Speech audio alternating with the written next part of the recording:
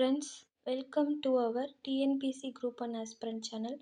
2012 2025 வரை கேட்கப்பட்ட GS question, maths question இல்லாமல் அனலைசிஸ் பண்ணலாம். வாங்க வீடியோக்குள்ளே போகலாம். ஃபர்ஸ்ட் கொஷின், கீழ்காணும் வரிகளில் எது நேர்முக வரி அல்ல என்பதை குறிப்பிடுக. இதுக்கு ஆன்சர் ஆப்ஷன் பி, விற்பனை வரி. ஃபர்ஸ்ட் ஆப்ஷன் ஏ பற்றி பார்க்கலாம். வருமான வரி. வருமான வரி பார்த்திங்கன்னா, ஒரு தனி நபர் மீதோ இல்லைன்னா எதனா ஒரு நிறுவனத்தின் வருமானத்தின் மீதோ நேரடியாக விதிக்கக்கூடிய வரி தான் இந்த வருமான வரி. இது ஒரு நேர்முக வரி. இந்த வருமான வரியை அறிமுகப்படுத்தினவங்க யாருன்னா 1860 ஜேம்ஸ் வில்சன் அப்படின்றவர் இந்தியாவில் வருமான வரியை அறிமுகப்படுத்தினவர். அடுத்தது விற்பனை வரி. இந்த வரி பார்த்திங்கன்னா இது மறைமுக வரி.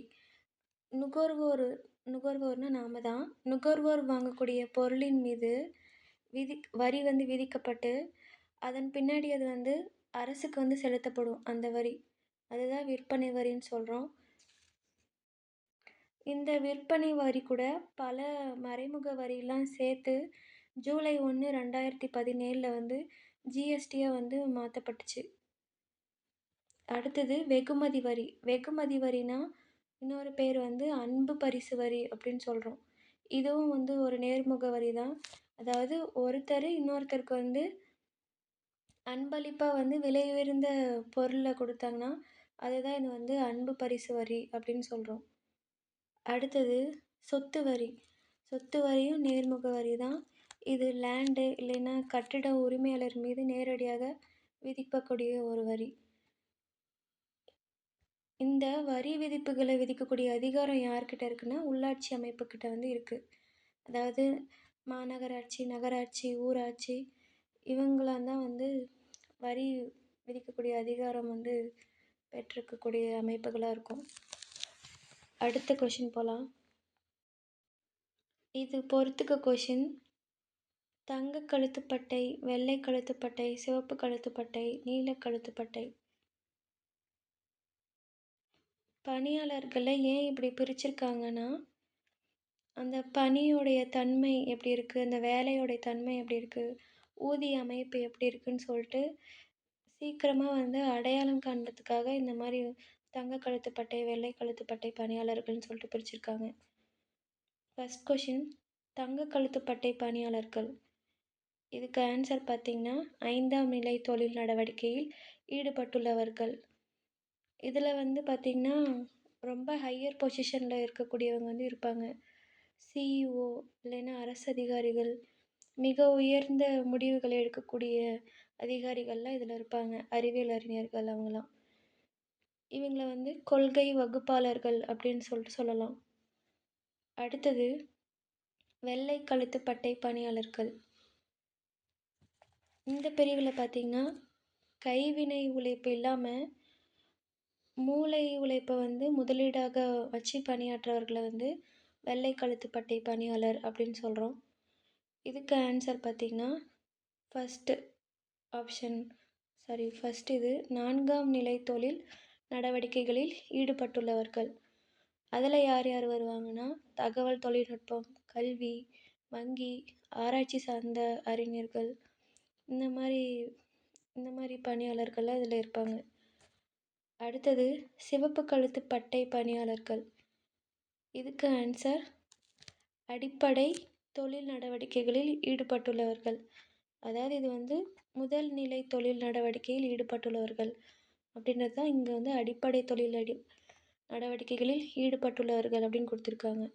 இதில் யார் யார் வருவாங்கன்னா விவசாயம், சுரங்க தொழில், மீன் பிடித்தல், காடு வளர்ப்பு போன்ற இயற்கை சார்ந்த தொழில்கள் இதில் அடங்கும். அடுத்தது நீலக்கழுத்துப்பட்டை பணியாளர்கள். இதுக்கு ஆன்சர் 2ஆம் நிலை தொழில் நடவடிக்கைகளில் ஈடுபட்டுள்ளவர்கள்.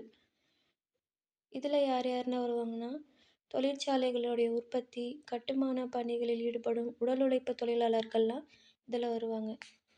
அடுத்தது எக்ஸ்ட்ராவாக ஒன்று தெரிஞ்சுக்கலாம். இளஞ்சிவப்பு கழுத்துப்பட்டை பணியாளர்கள். இவங்க 3ஆவது நிலை நடவடிக்கையில் ஈடுபடுறவங்க.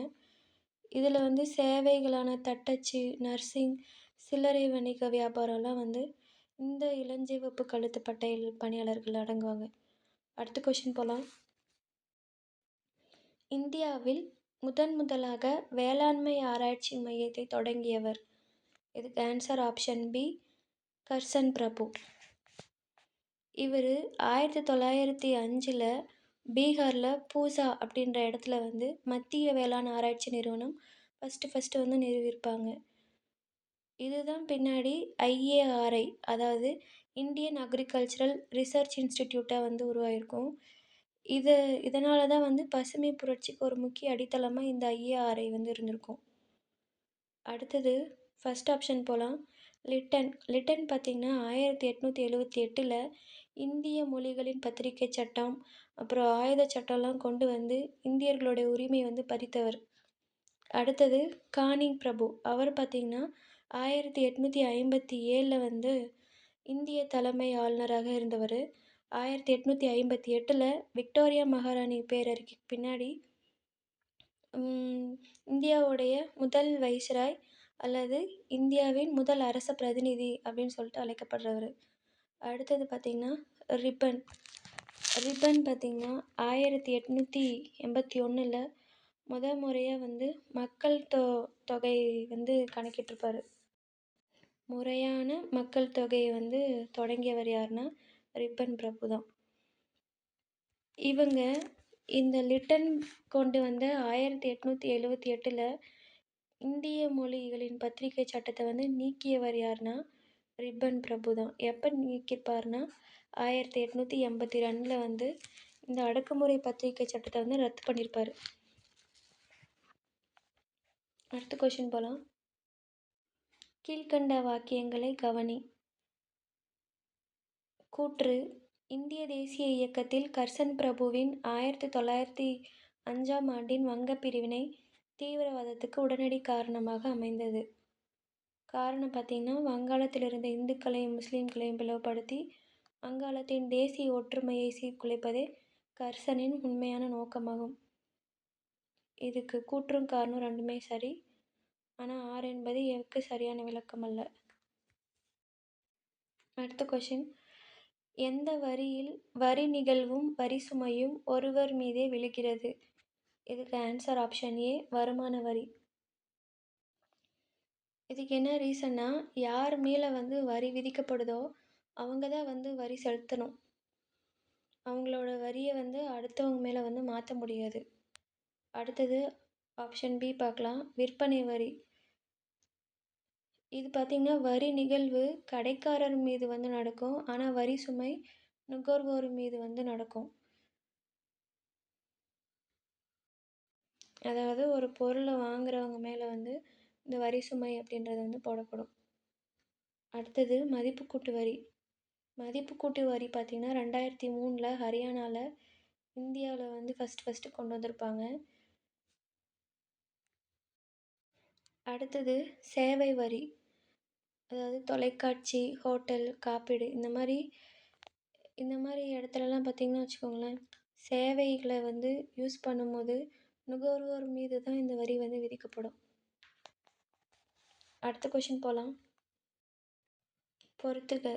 முதல் 5 ஆண்டு திட்டம் வேளாண்மை வளர்ச்சி கூட தொடர்புடையது. 2வது 5 ஆண்டு திட்டம் கனரக தொழில் வளர்ச்சி. 3வது 5 ஆண்டு திட்டம் தன்னிறைவு பெறுதல். 4வது 5 ஆண்டு திட்டம் வேளாண்மை மற்றும் தொழில் வளர்ச்சி. முதல் 5 ஆண்டு திட்டம் பார்த்திங்கன்னா இயர் 1951 1956 வரையும். இது வந்து இந்த 5 ஆண்டு திட்டத்தை வந்து ஹேரட் டோமர் மாதிரி அடிப்படையில் வந்து உருவாக்கப்பட்டுச்சு.